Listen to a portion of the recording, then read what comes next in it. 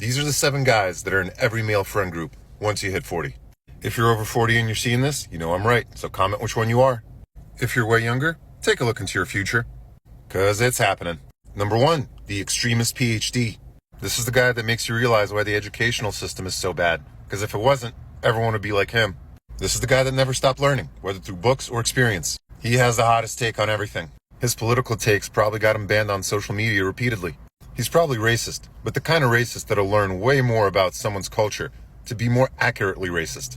And in an ironic twist of fate, he probably has the most diverse set of acquaintances and friends that you've ever seen.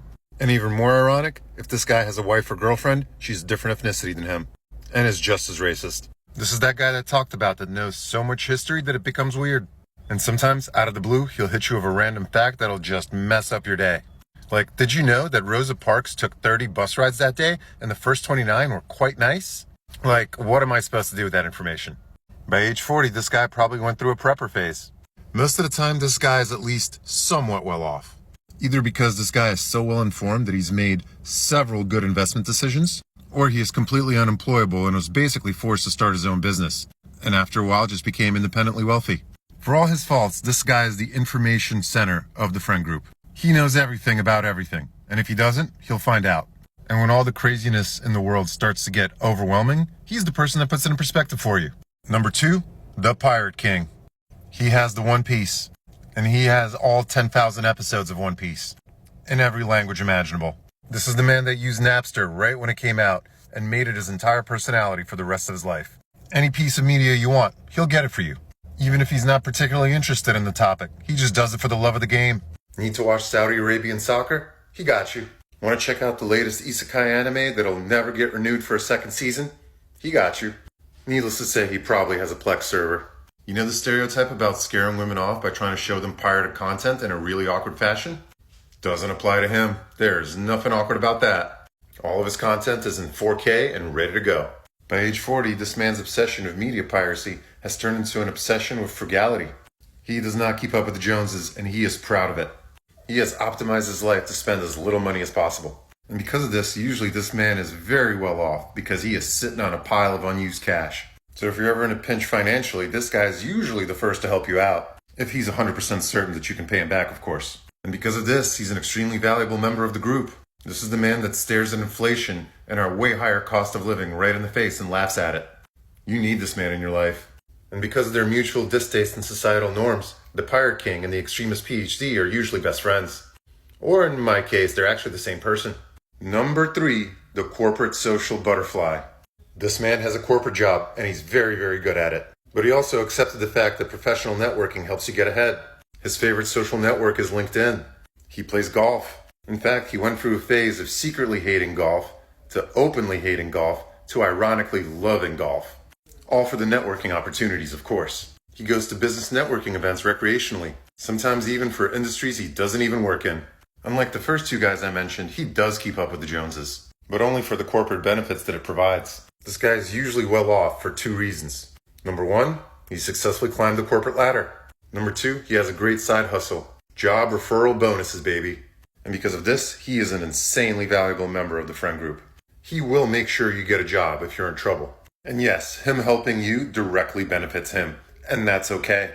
While on the surface, the corporate social butterfly seems like he won't get along with the extremist PhD or the Pirate King, that couldn't be further from the truth. The Pirate King helps him keep up with the Joneses without going broke, essentially acting like his financial advisor. And he has a great amount of respect for the extremist PhD, because that man openly expresses himself in a way that the corporate social butterfly just can't. In fact, a lot of the times they share the same views, and they absolutely love to keep each other informed. Okay, this video is getting kind of long. I'm going to need a part 2. These are the 7 guys in every male friend group once you hit 40. Part 2. In part 1, we covered the extremist PhD, the Pirate King, and the corporate social butterfly. If you want to know more, go check out that video on my profile. And just like last time, if you're a young guy watching this, this is your future. Number 4 is the Leosexual, named of course after their patron saint, Leonardo DiCaprio. This is the guy in his 40s that only dates women in their 20s. Unlike his younger promiscuous counterparts, this guy isn't necessarily social and outgoing. In fact, most of the time he's not. He just has the ability to find women that are into him, optimized to a science. Now, for most younger guys, this kind of sounds like a dream life, doesn't it? But there is, of course, more than meets the eye. Because as you get older, you start to realize that the kind of girls that are into Leosexuals usually have something wrong with them. I'd say 90% of these girls usually have one or many widely deep-seated issues. And the Leosexual is on a quest to find that elusive 10%. Because at heart, he's a hopeless romantic. Just not for women his own age. A majority of this guy's complaints boil down to being very, very frustrated that his 20-something girlfriend is acting like an average 20-something girl. Now, if he actually finds that elusive 10%, he becomes the happiest guy in the world. He completed his lifelong quest, and he'll be the kindest, most supportive person you've ever seen in your life. But if the Leosexual ends up with the wrong girl, get ready for the wildest, craziest downward spiral you've ever seen anyone go through in your entire life. Being a Leosexual truly is a double-edged sword. Now, the benefits of the Leosexual are, of course, obvious. Just about everything in life is made better by the presence of beautiful women. Simple fact of life. Now, most women that are into Leosexuals don't really have many female friends, if any. That's just a correlation that I observed over a really, really long time. But if they do, there's a solid chance they might start dating other members of the group, which of course can lead to all sorts of outcomes, both positive and negative. And now we're on to number 5, Dr. Labrat. To call him a biohacker would be an understatement. He is the chief health, wellness, and medical expert of the group, without a degree, of course. He would never give you any advice that he hasn't done himself, and he's done a lot of things. He's the first person on the group that's on TRT, and he loves it.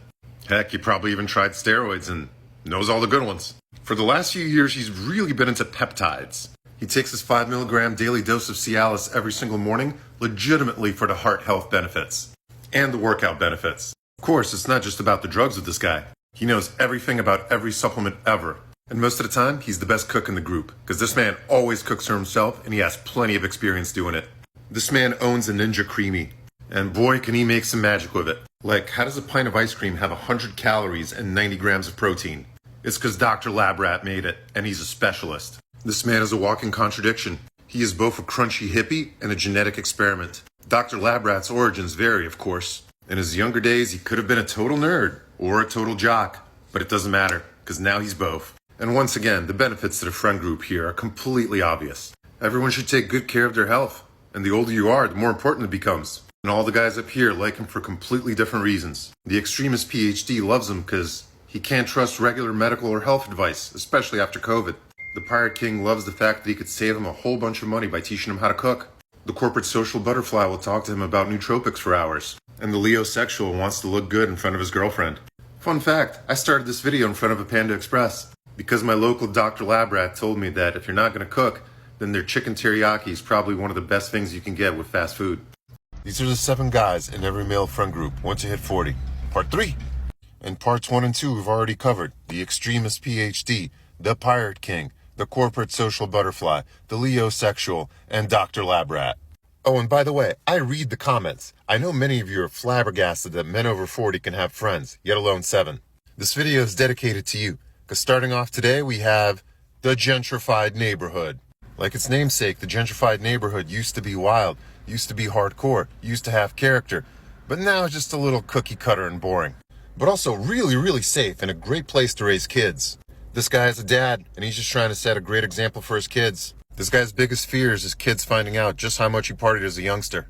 And boy, did he party. But not anymore. Definitely not anymore. This guy is the moral centerpiece of the friend group. Because all the guys I described previously were kind of degenerates in one way or another. But the gentrified neighborhood is the one that keeps them balanced. And when I say he's cookie cutter, he is cookie cutter. This man's hobbies are watching sports. If this man was in the military, you will know right away, and he will never have to tell you. But his clothes will. Even this man's attempts to stand out are cookie cutter. He will get into craft beer or bourbon. And yes, I know I'm wearing a Buffalo Trace t-shirt. He will get really into smoking meats. Or just start watching a new sport, like, I don't know, European soccer? 90% of the gifts this guy gets are business socks and ties. This man is not so secretly jealous of all the people that I've mentioned before for their perceived freedom and ability to take risks. But all those other guys are not so secretly jealous of him, because the gentrified neighborhood lives the kind of lifestyle that all of our boomer parents expect all of us to live. So if this sounds like you and you're out there complaining about not having any friends, then go out there and call some of your old buddies up or something. Or just put yourself out there in some way, shape, or form. Because I'll be completely honest, the gentrified neighborhood is the glue that holds any friendship group together. And all of your dad jokes really need a bigger audience. And last and Certainly least we have the time capsule. I'll be honest, man, this guy sucks. When you were young, this was the guy that said, "Oh, you've changed, bro," when anyone would try something new and different. Yeah, I've changed, but this person never has. That's why he's the time capsule. You can figure out what the best year of this guy's life was just by talking to him for a couple of minutes. Because he has not moved on. The only thing this guy has optimized is his pot smoking and entertainment setup. This guy still binge drinks like he did in his 20s. And yes, that means still with the same beer. You'll make fun of the gentrified neighborhood for drinking a bougie-ass IPA. And speaking of which, the gentrified neighborhood is the only reason that the time capsule's in the friend group in the first place. Because this man grew up, this man evolved, this man changed, and now he wants his best friend to do the same. Not all hope is lost for the time capsule, by the way, because several of the guys in the friend group love to spread their ideology. The extremist PhD, for example, would absolutely love to break him politically. Because the time capsule is liberal, but the kind of liberal that watched The Daily Show in 2006 when it was still new and original, and just hasn't updated his views or tastes since then. The corporate social butterfly hates this dude because he has gotten him several interviews in the past and he bombed all of them, making the corporate social butterfly look bad. And he does not want to look bad. The time capsule makes fun of Dr. Labrat for not being natural. While the time capsule eats nothing but the most processed junk food ever invented. He's the kind of guy that has a dad bod about being a dad. The time capsule absolutely hates the Leosexual. Mostly because he's extremely jealous of him. That's the guy he wanted to be. But the reason that women in their 20s date guys in their 40s is because they're mature, and the time capsule is not. So if you're out there complaining about not having any friends and this sounds like you, it's time to grow the fuck up. Time's running out, dude.